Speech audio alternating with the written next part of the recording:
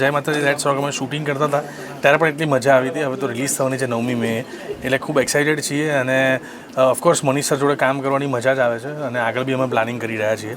એટલે હોપફુલી લોકોએ જેટલી શુભયાત્રાને વખાણી, જેટલી ઓલ ધ બેસ્ટ પંડ્યાને વખાણી, ઉમરોને વખાણી, જમખુડીને વખાણી, એવી ગુજરાતી ફિલ્મો જે લોકો સુધી પહોંચી રહી છે અને લોકો એન્જોય કરી રહ્યા છે, એવી જ રીતે જય માતાજી લેટ્સ રોક પણ 9મી મે આવે તો ખાસ દિલથી વધાવજો, તમને ખૂબ મજા આવશે. Within few seconds, introduce your role in this movie. તો હું અત્યારે હમણાં રિવીલ વધારે નહીં કરી શકું. સો મારો રોલ આ ફિલ્મમાં તમે ટ્રેલરમાં જોયું છે કે હું એક સ્કૂલમાં ભણાવું છું, તો એને લગતો રોલ છે અને ઇટ્સ સમથિંગ કે જે મેં પહેલાં નથી કરેલું કે સ્ક્રીન ઉપર નથી દેખાયેલું. તો એ મારા માટે નવી વસ્તુ હતી અને મને ખૂબ મજા આવી આ કેરેક્ટર કરવામાં. જય માતાજી લેટ્સ રોક. અત્યારે ટ્રેલર લોન્ચ થયું છે અને અંદર મેં પણ પહેલી વાર જોયું અને લોકોનું જે રિએક્શન હતું દેટ વોઝ અમેઝિંગ.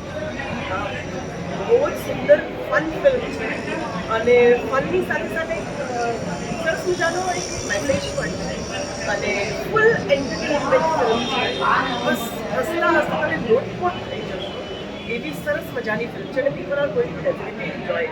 આ ફિલ્મમાં મેસેજ એ છે કે take care of your family, એ એક સૌથી મોટો મેસેજ છે અને જે મેસેજ ઓફકોર્સ આપણા સૌ ગુજરાતીમાં 100માંથી 100 ઘરવાળા લોકોને એવું હોય કે દરેકે દરેક ગુજરાતી જો આ ફિલ્મ જુએ તો એમને એવું થાય કે યાર આપણે આપણી ફેમિલીની ટેક કેર કરવી જોઈએ.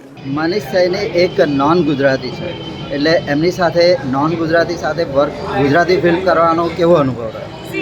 At the end of the day છે ને લેંગ્વેજ મેટર નથી કરતી, કારણ કે આર્ટની કોઈ લેંગ્વેજ નથી હોતી. એટલે આર્ટિસ્ટ કોઈ પણ લેંગ્વેજમાં કોઈ પણ ભાષામાં કામ કરી શકે છે અને આર્ટિસ્ટ એકબીજા સાથે કમ્યુનિકેટ કરી જ લેતા હોય છે. તો ઇવન અમારી ડીઓપી જે ટીમ હતી એ લોકો એ લોકો બહુ દૂર હતા, એ સાઉથ ઇન્ડિયન, તો બી કમ્યુનિકેશન ગેપ નહોતો આપતો. So it was fine. જ્યારે કામ લક્ષ્ય હોય ત્યારે કામ થતું હતું.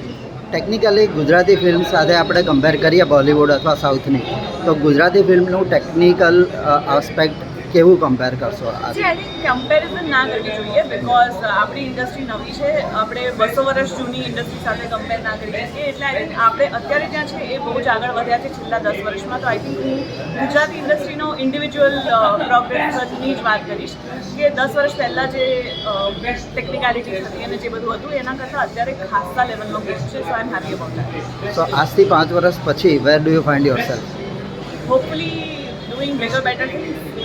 All the best for the success of this movie. એટલે હું તો બહુ યંગ છું, એટલે હું તો એટલું જ કહીશ કે I will take care of my family. એટલે આપ સૌએ લેવી જોઈએ અને વૃદ્ધાશ્રમ જે શબ્દ છે એ તમારા ઘરમાં એક પણ વાર બોલાવો ના જોઈએ. એક્સેપ્ટ તમને કોઈ સેવા કરવાનું મન થાય તો યુ કેન ગો, બાકી બીજા કોઈ કારણસર નહીં. બોલિવૂડ ફિલ્મ્સ પણ ખાસી કરી છે અને ગુજરાતી ફિલ્મ્સ પણ કરી છે. શું ડિફરન્સ છે ત્યાંના બોલિવૂડ કલ્ચરમાં અને ગુજરાતી ફિલ્મ ઇન્ડસ્ટ્રી? કોન્સેપ્ટમાં કાંઈ ડિફરન્સ નથી. એવી ફિલ્મો ચાલે છે આપણી ગુજરાતીમાં પણ એવી જ ચાલે છે.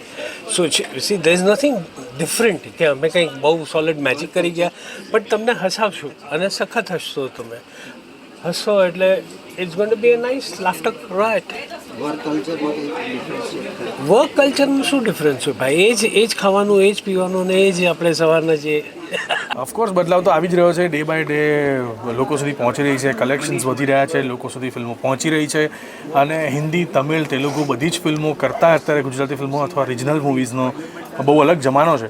લોકો ફિલ્મને સ્વીકારે છે. તો હું તો એટલું જ કહીશ કે બસ અમારી ઈચ્છા છે કે ખૂબ લોકો સુધી ફિલ્મો પહોંચે અને લોકો વારંવાર ફિલ્મો જોવા જાય.